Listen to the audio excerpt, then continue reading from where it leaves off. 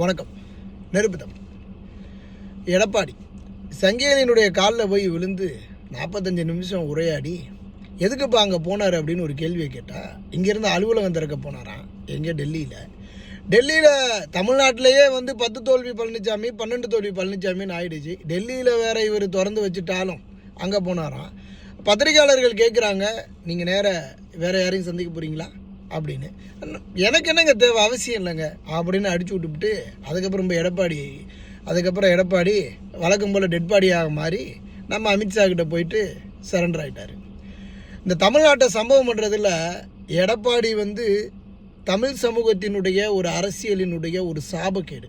இந்த நவீன உலகத்தில் எடப்பாடி மாதிரி ஒரு துரோகியான ஒரு அரசியல்வாதியாக இந்த உலகம் கண்டிருக்காது. இனி இந்த உலகத்திலேயே இந்த ஆளுக்கு முதல்ல கூப்பிட்டு அரசியலினுடைய பெரும் துரோகி அப்படின்னு ஒரு பெரிய ஆஸ்கார் விருதை அமெரிக்காவில் இருந்து நான் கொடுக்கணுன்னு நேராக ட்ரம்ப் போய் பார்க்கலான்னு இருக்கேன்.